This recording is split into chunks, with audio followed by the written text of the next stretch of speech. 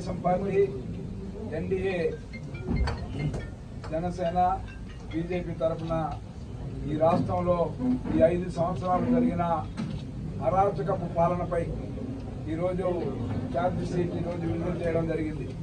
ఈ 5 సంవత్సరాల కాలంలో జగన్మోహన్ రెడ్డి ప్రభుత్వం అన్ని వర్గాల ప్రజలను కూడా ఏ విధంగా మోసం చేసింది, ఏ విధంగా వంచింది, ఏ విధంగా అక్రమ కేసులు పెట్టడం కానీ, ఏ విధంగా బడుగు బలహీన వర్గాల నేతల్ని హతమార్చిన చరిత్ర కానీ, ఈ విధంగా చెప్పుకుంటూ పోతే వైసీపీ ప్రభుత్వ పరిపాలనలో ఏ విధంగా వాళ్ళ సొంత చిన్నాన్నకు సంబంధించి ఏదైతే హత్యలో కూడా కేసుల విషయంలో ఏదైతే కోర్టుకు వెళ్ళి మళ్ళా రిటర్న్ తీసుకోవడం కానీ, ఏ విధంగా ఈరోజు సొంత చెల్లెళ్ళు ఏ విధంగా ఈ రాష్ట్రంలో కాకుండా ఈ రాష్ట్ర పరిపాలన ఏ విధంగా సర్వనాశనం చేశాడో ప్రతిదీ కూడా క్షుణ్ణంగా దీంట్లో ఇవ్వడం జరిగింది. దీనికి సంబంధించి ప్రధానంగా కూడా విభజన అయిన ఈ రాష్ట్రంలో ఏదైతే కేంద్ర ప్రభుత్వం నుంచి రావలసిన అనేక సంస్థలను కూడా ఇక్కడ తీసుకురావడం మీ అందరికీ తెలుసు. తిరుపతి పరిసరాల్లో చూస్తే ఐటీ కానీ, ట్రిపుల్ ఐటీ కానీ, ఈ విధంగా చెప్పుకుంటూ పోతే అనేక విద్యా సంస్థలను కూడా ఇక్కడికి తీసుకురావడం జరిగింది. అదేవిధంగా అనేక ప్రాజెక్టులు కూడా ఇక్కడికి కేంద్ర ప్రభుత్వ సహకారంతో మ్యాచింగ్ గ్రాంట్కి సంబంధించిన రాష్ట్ర ప్రభుత్వం ఇవ్వాలి.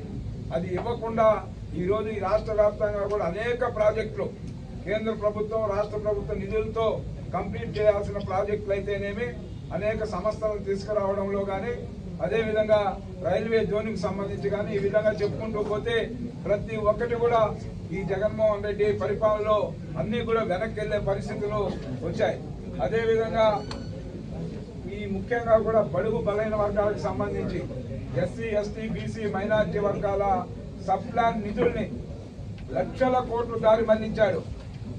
బడుగు బలహీన వర్గాలకి ప్రభుత్వ పరంగా చేయెత్తినవాల్సింది పోయి వాళ్ళకి చెందాల్సిన లక్షల కోట్ల నిధుల్ని దారి మళ్లించి ఏ విధంగా కుటుంబాలన్నింటినీ కూడా రోడ్డు పాలు చేశారో మనం చూస్తా ఉన్నాం.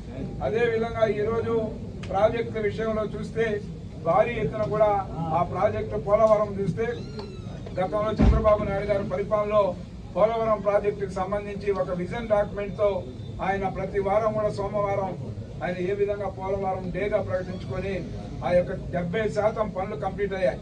కానీ రివర్స్ టెండరింగ్ పేరుతో ఏ విధంగా అస్తవ్యస్తం చేశాడో మనం చూసాం. ఈ విధంగా చెప్పుకుంటూ పోతే ఈ రాష్ట్రంలో మద్యం దీనికి సంబంధించి చూస్తే కోట్లాది రూపాయలు ఖజానాకు రావాల్సిన కోట్లాది రూపాయలని తన సొంత ఖజానాన్ని నింపుకునే విధంగా ఆయన పరిపాలన కొనసాగడం.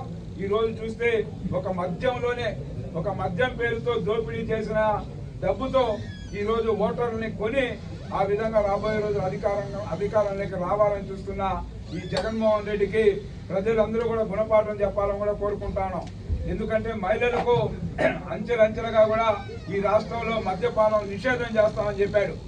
మహిళలకు ఇచ్చిన మాట ఏమైంది జగన్మోహన్ రెడ్డి అని ఈరోజు ప్రశ్నిస్తా ఉన్నాం.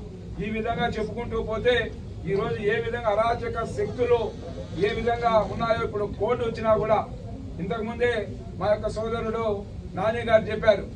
ఏ విధంగా నామినేషన్ వేసేదానికి వెళ్తే ఏ విధంగా రౌడీయిజం, గూండాయిజం చేసి అక్కడ పోలీసులు ప్రేక్షక పాత్ర వహించడమే కాకుండా ఎవరైతే అలా సిఐ గాని, డిఎస్పీ గాని లేదా ఎంఆర్ఓ దగ్గరనే కంప్లైంట్ ఇచ్చే స్థాయికి దిగజారిపోయారంటే అధికారులు ఒకసారి ఆలోచించాలి. ఎందుకంటే ఎన్నికల కోడ్ వచ్చినాక ఏ పార్టీ అయినా ఒక సమాన దృష్టితో చూడాల్సిన అవసరం ఉంది. ప్రశాంతంగా నామినేషన్ పర్వం కొనసాగేదానికి సహకరించాలి.